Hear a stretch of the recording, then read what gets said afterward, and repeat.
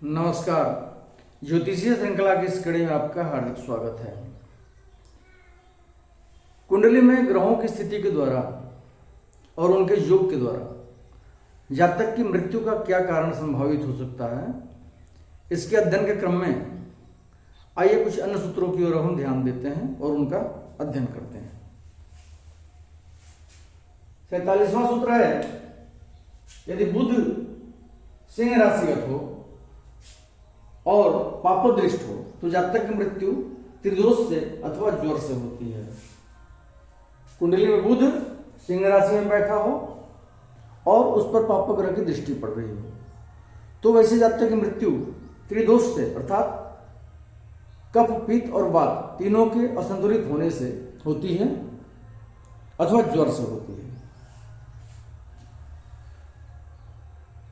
अगला सूत्र है, यदि अष्टम स्थान में राहु अथवा केतु हो तो जातक की मृत्यु चातुर्थिक ज्वर से होती है। अष्टम भाव में राहु अथवा केतु बैठा हो तो वैसे जातक की मृत्यु चातुर्थिक ज्वर से होती है। अगला है, यदि अष्टमेश राहु अथवा केतु के साथ हो और अष्टम स्थान क्रूर षष्ठांश का हो तो जातक की मृत्यु चातुर्थिक ज्वर से अवश्य ही होती है। अष्टम भाव का स्वामी कुंडली में राहु अथवा केतु के साथ बैठा हो और अष्टम स्थान क्रूर षष्ठांश से पड़ता हो तो ऐसे जातक की मृत्यु चातुर्थिक ज्वर से अवश्य ही होती है। इसको सूत्र में श्योर कहा गया है कि उसी कारण से इसकी मृत्यु जातक की होती है। 50वां सूत्र है, यदि अष्टमस्थ राहु पापाग्रह से दृष्ट हो तो जातक की मृत्यु पित्त प्रकोप से अथवा चेचक से होती है। अष्टम भाव में राहु बैठा हो और उस पर पापग्रह की दृष्टि पड़ रही हो तो वैसे जातक की मृत्यु पित्त के प्रकोप से अथवा चेचक से या पॉक्स से जिसको बोलते हैं होती है। 51वां सूत्र है, यदि दुर्बल चंद्रमा मंगल के साथ हो और षष्ठ, अष्टम अथवा द्वादश भाव में शनि अथवा राहु हो तो ऐसे जातक की मृत्यु उन्माद अथवा विसूचिका से होती है। चंद्रमा कुंडली में कहीं भी मंगल के साथ बैठा हो और छठे भाव में, आठवें भाव में अथवा 12वें भाव में शनि बैठा हो या राहु बैठा हो तो ऐसे जातक की मृत्यु उन्माद के द्वारा अथवा विसूचिका के द्वारा होती है। वो मानसिक उन्माद वैसा जातक को हो सकता है या विसूचिका मतलब हैजा या कॉलरा जिसको बोलते हैं, उस कारण से उसकी मृत्यु हो सकती है। 52वां सूत्र है, यदि शनि और चंद्रमा कर्क राशि में हो और शुभ दृष्टि न हो तो जातक लंगड़ा होकर मरता है। शनि और चंद्रमा एक साथ होकर के कर्क राशि में बैठे हों और शुभ ग्रह की दृष्टि उन पर नहीं पड़ रही हो तो वैसा जातक लंगड़ा होकर मरता है। 53वां सूत्र है, यदि कन्या राशि का चंद्रमा पाप ग्रहों से घिरा हुआ हो तो जातक की मृत्यु रक्त शोफ रोग से होती है। कन्या राशि में चंद्रमा बैठा हो और उसके दोनों ओर पाप ग्रह बैठे हों तो ऐसे जातक की मृत्यु रक्त शोफ रोग के द्वारा होती है।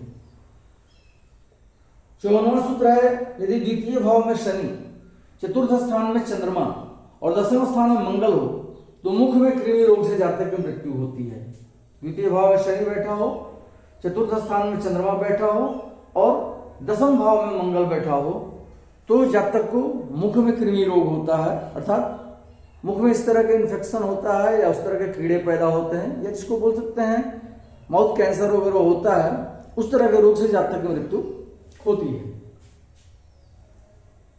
अगला सूत्र है, यदि चंद्रमा लग्न में हो, सूर्य निर्मल होकर अष्टम स्थान में हो, बृहस्पति द्वादश स्थान में तथा पापग्रह चतुर्थ स्थान में हो तो जातक की मृत्यु रात्रि का समय किसी नीच जाति के शस्त्र से अथवा सोने के स्थान से गिरकर होती है। चंद्रमा लग्न में बैठा हो और सूर्य निर्बल होकर के अष्टम स्थान में बैठा हो, निर्बल सूर्य अष्टम स्थान में बैठा हो, बृहस्पति द्वादश भाव में बैठा हो और चतुर्थ भाव में पापग्रह बैठा हो तो वैसे जातक की मृत्यु रात्रि के समय होती है और किसी नीच जाति के शस्त्र के द्वारा होती है या फिर सोने के स्थान से जहां वो शयन करता है वहां से उसकी गिरकर मृत्यु होती है। इस सूत्र में एक चीज और होरा शास्त्र में जोड़ा गया है कि द्वादश भाव में पाप ग्रह का होना भी बतलाया गया है कि इस सूत्र में ये जो ग्रहों की स्थिति है इसके अलावा द्वादश भाव में पाप ग्रह की भी स्थिति बैठी हो, पाप ग्रह भी बैठे हों तो वैसे जाति की मृत्यु इस कारण से होती है, रात्रि में नीच जाति के शस्त्र द्वारा या शयन स्थान से गिर करके।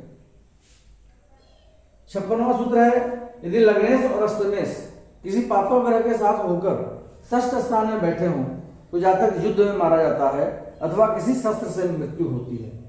लग्न स्थान का स्वामी और अष्टम भाव का स्वामी किसी पाप ग्रह के साथ छठे भाव में बैठे हो, लग्नेश और अष्टमेश के साथ कोई पाप ग्रह हो और वो छठा भाव में बैठा हो तो वैसा जातक युद्ध में मारा जाता है या किसी शस्त्र के द्वारा वैसे जातक की मृत्यु होती है। 57वां सूत्र है, यदि शुभ ग्रह लग्न, चतुर्थ, अष्टम अथवा दशम में हो और पाप ग्रह से दृष्ट हो तो जातक की मृत्यु बर्छी के मार से होती है।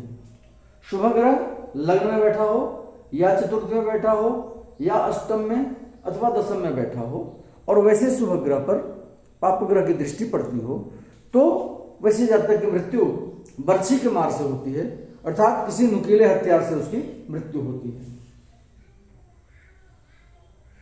58वां सूत्र है, यदि चंद्रमा वृष अथवा तुला राशि में हो और शनि भी वृष अथवा तुला राशि में हो तो ऐसे जातक की मृत्यु 28वें वर्ष में तलवार से होती है।